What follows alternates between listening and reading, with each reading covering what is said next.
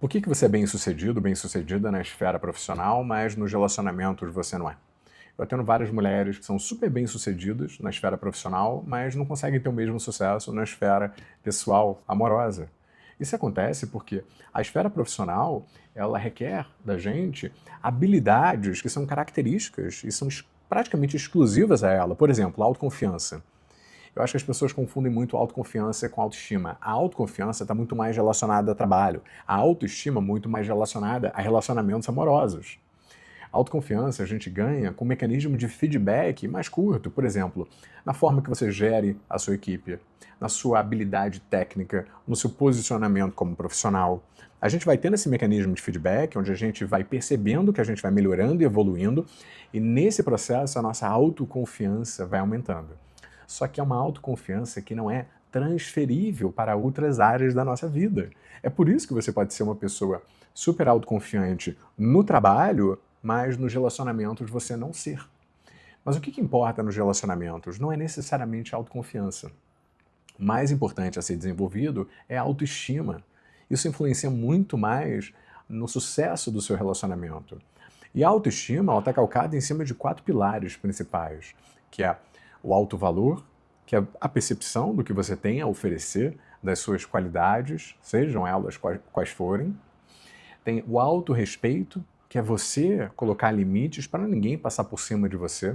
É o respeito que você tem a si, logo você não deixa o outro te desrespeitar. Autoimagem, que é o que a gente olha no espelho, se a gente está satisfeito com o que a gente vê, com a nossa estética, com o nosso físico. E tem a autoeficácia. A autoeficácia, ela aumenta quando... A autoeficácia nada mais é do que a reputação que você tem com si mesma. Então, quando você promete alguma coisa a si, você vai lá e faz, você aumenta a sua percepção de autoeficácia. Quando você não faz, você diminui ela, por exemplo. Quando eu estou atendendo uma mulher que chega até mim dizendo que já tentou se separar diversas vezes e não consegue, a percepção de autoeficácia dela está lá embaixo. Por quê? Ela sabe que ela deveria fazer aquilo, ela prometeu para ela mesma, de vez em quando até para outras pessoas, e ela não conseguiu cumprir com a promessa que ela fez a ela mesma. Claro que eu estou simplificando, né? Tem uma complexidade por trás do porquê ela não consegue fazer isso. Mas isso diminui a percepção de autoeficácia dela e arrasta a autoestima dela para baixo. Então, cada um desses pilares tem a capacidade de te colocar mais para cima ou mais para baixo. É claro que a gente nunca tem esses 4 pilares nivelados. De vez em quando você tem uma boa percepção de autoeficácia, você é uma pessoa que, quando se compromete a fazer uma coisa, vai lá e faz, mas talvez a sua autoimagem esteja um pouco insatisfatória para você. Ou então, o seu autovalor, você não tem muita consciência do que você tem a oferecer, mas mesmo assim o seu autorrespeito é muito alto, então você não deixa ninguém passar por cima de você. É como se fosse um equalizador, onde a gente aumenta um, o outro diminui um pouco.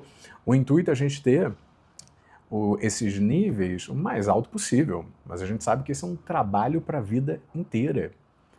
Então, percebe a diferença entre a autoconfiança, que é algo que fica muito mais presa à esfera profissional, e a autoestima, que fica muito mais restrita à nossa esfera pessoal e amorosa? Isso não significa que você não tenha autoconfiança também na sua vida pessoal, autoconfiança de você falar com uma pessoa, de você abordar, mas não está estritamente relacionado aos relacionamentos, porque a autoconfiança ela funciona muito no início, quando você está, por exemplo, eu tenho uma autoconfiança de ir ali falar com aquela pessoa. A partir do momento que eu estou falando com aquela pessoa, a autoconfiança ela não está mais em jogo. O que está em jogo é a minha autoestima. É o valor que eu sei que eu tenho, a minha autoimagem, ou seja, eu gostar da minha aparência. Então, é como se tivesse uma troca, onde a autoconfiança ela serve no início, para você tomar aquela coragem, por exemplo, no caso dos homens, vamos dar um exemplo aqui de relacionamentos heterossexuais, onde o homem faz o movimento de conversar com uma mulher. Bom, pelo menos deveria, né? A gente sabe que hoje em dia isso está cada vez mais difícil, mas enfim, cada um tem a sua justificativa. Eu acredito que o homem ainda deveria fazer esse movimento, por mais que eu acredito que a mulher não deva ficar limitada a ficar passivamente esperando o movimento do homem, mas esse é um assunto para outro vídeo. A autoconfiança ela serve muito nessa propulsão inicial, mas depois é a autoestima que entra em jogo. Então, quando você tem essa discrepância entre eu sou muito bem-sucedido ou muito bem-sucedida no profissional, mas na esfera pessoal, amorosa, eu não sou tanto, é porque você está tentando mensurar com habilidades distintas, autoconfiança e autoestima. Faz sentido isso? É por isso que são universos completamente diferentes. Você pode ser uma pessoa com uma autoestima alta nos relacionamentos e com uma autoconfiança baixíssima no trabalho. O contrário também é possível. Então, o recado aqui é que a gente tem que desenvolver as duas habilidades. A habilidade da autoconfiança, que nada mais é do que a gente colocar em prática, a gente entrar num processo de desenvolvimento contínuo no nosso profissional, no nosso trabalho, desenvolver mais habilidades específicas para o ambiente profissional e, no âmbito pessoal, a gente desenvolver a nossa autoestima. É a gente trabalhar em cima do nosso alto valor.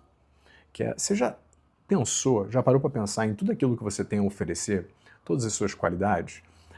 Quando a pessoa tem uma baixa percepção do seu valor, eu sempre peço para ela perguntar para um amigo ou para uma amiga.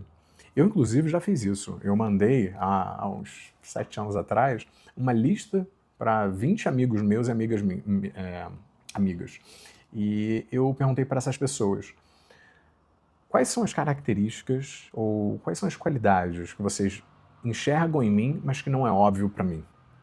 E aqui eu não estou perguntando coisas óbvias do tipo, você é legal, você é gente boa. Não. O que é óbvio para você, mas que você acredita que eu não percebo? E foi muito interessante isso. Eu tive um amigo meu, alguns que disseram, nossa, você é uma pessoa muito... você tem uma empatia muito grande pelas outras pessoas. Eu nunca me vi daquela forma. Por mais que eu seja psicólogo, né? O que é loucura eu não me enxergar dessa forma. Porque o que é óbvio pra gente passa despercebido.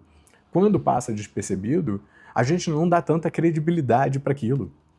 Eu sempre digo que a gente é muito bom em autodepreciar, em se autodepreciar. Mas a gente é péssimo em se autoelogiar ou auto-reconhecer as nossas características positivas. Então, eu faço esse exercício para algumas pessoas que têm essa dificuldade de saber o seu valor. Ou quando elas dizem, mas eu não tenho nada a oferecer. Peraí. Vamos enviar aqui para as pessoas que mais conhecem você e vamos ver o que elas têm a dizer sobre você, já que a sua autoavaliação ela é tão precária. Então vamos delegar isso para as outras pessoas. Ou então, o autorrespeito. Autorrespeito é justamente você colocar limites. E como que isso é visto principalmente nos relacionamentos? Quando eu atendo, por exemplo, uma pessoa que tem dificuldade em dizer não. Ela tem dificuldade em desagradar a outra pessoa. Nisso, as outras pessoas acabam passando por cima dos limites que ela não consegue colocar, impor. E aí, como é que a gente trabalha em cima disso? Colocando pequenos limites.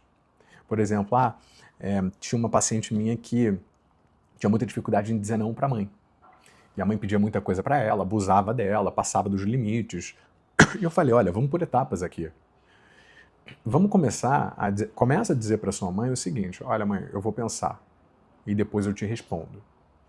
Isso resolve alguma coisa? Não resolve nada, mas é um primeiro passo, porque ela estava no automático, já de responder que sim para a mãe. A mãe pediu dinheiro emprestado para ela na hora de dizer que sim.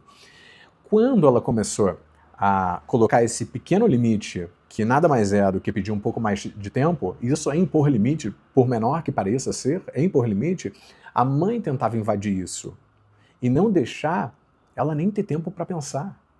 E nisso, aos poucos, incrementalmente, a gente foi construindo essa habilidade dela de ir impondo os limites, só que aos poucos. É uma construção.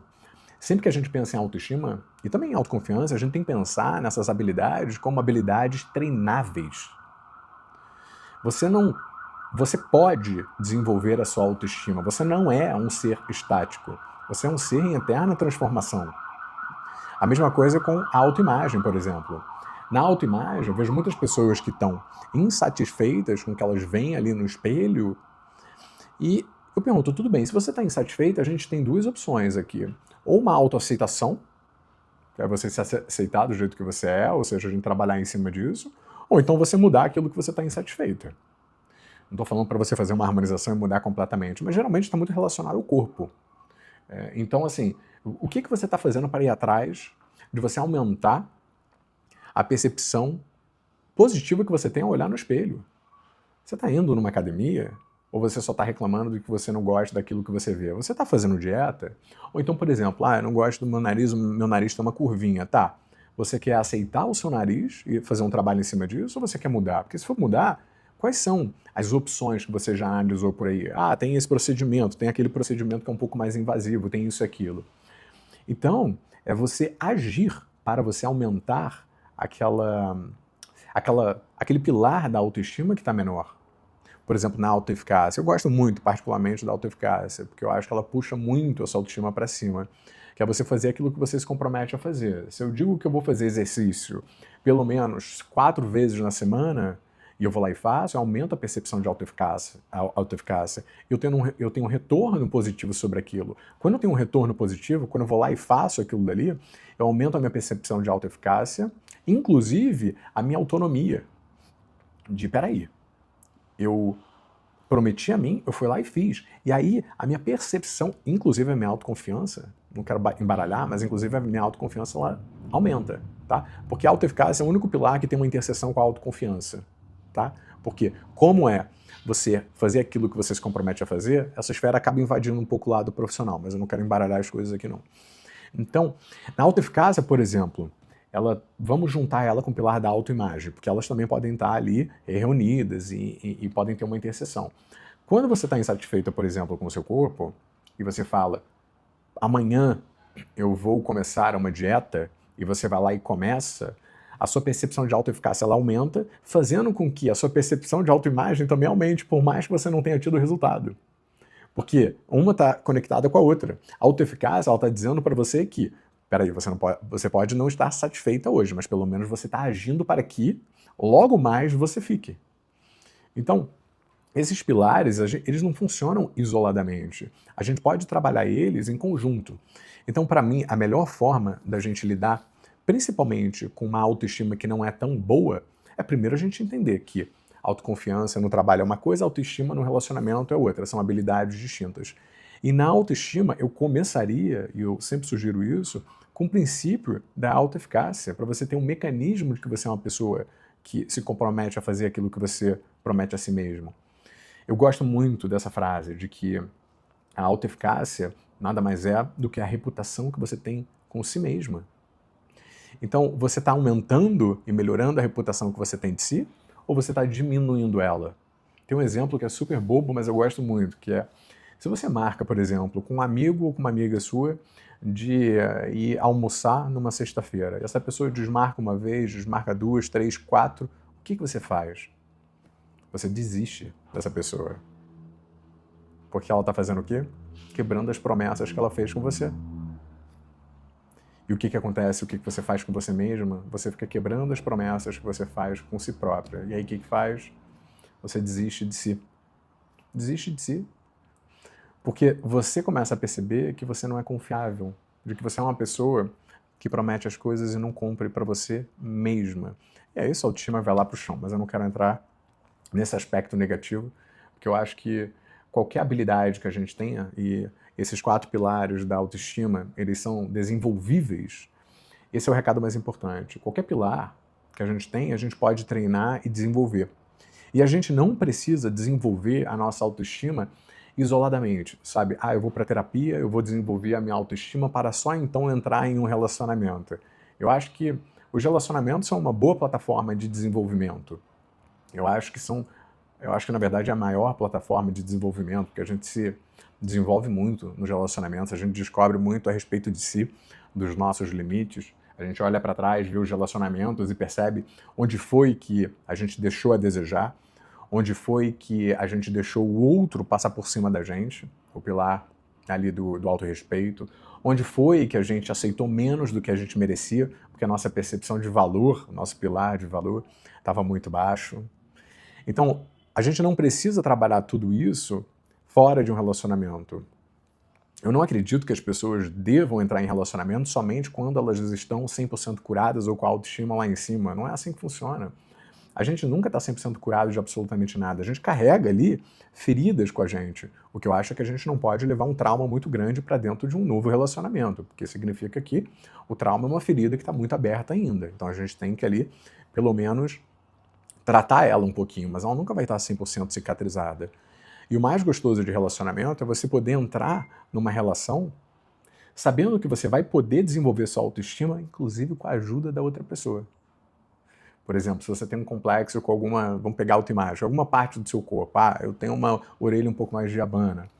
É você saber que você está com uma pessoa que você pode compartilhar essas suas vulnerabilidades, essas suas inseguranças, e a outra pessoa vai te apoiar. Por exemplo, quando você bota um tipo de cabelo, a outra pessoa reforça. Fala, nossa, você ficou muito bem com esse corte de cabelo assim. Porque você sabe que você estava escondendo, na verdade, por exemplo, a sua orelha. Parece bobagem, mas quando a gente tenta desenvolver a nossa autoestima em conjunto com uma outra pessoa, aquilo tem um poder muito maior. Uma coisa é você se desenvolver sozinha, outra coisa é você se desenvolver com a ajuda de outra pessoa.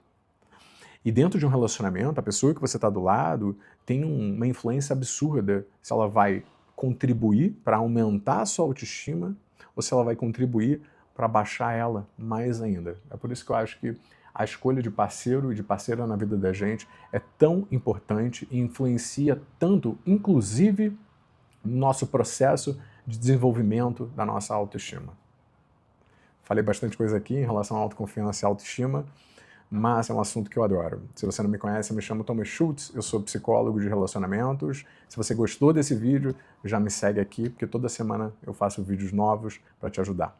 Se você estiver precisando de ajuda para entrar num relacionamento, para lidar com a sua autoestima, eu tenho um curso que eu desenvolvi para te ajudar à escolha certa, onde a gente analisa os seus padrões antigos de relacionamento, naqueles lugares onde você pode assumir a responsabilidade pelas suas atitudes, nunca a da outra pessoa, mas das suas atitudes, para que você ou não cometa os mesmos erros, ou se os erros não foram seus, você aprender a selecionar melhor as pessoas. Porque hoje em dia, a maior habilidade que a gente pode desenvolver num relacionamento é aprender a triar melhor as pessoas que a gente vai se desenvolver, a separar o joio do trigo. Se você quer ajuda nesse processo, vou botar o link do meu protocolo aqui, a escolha certa, para você entrar num relacionamento saudável com uma pessoa que você possa trabalhar em equipe. Esse é o mais importante.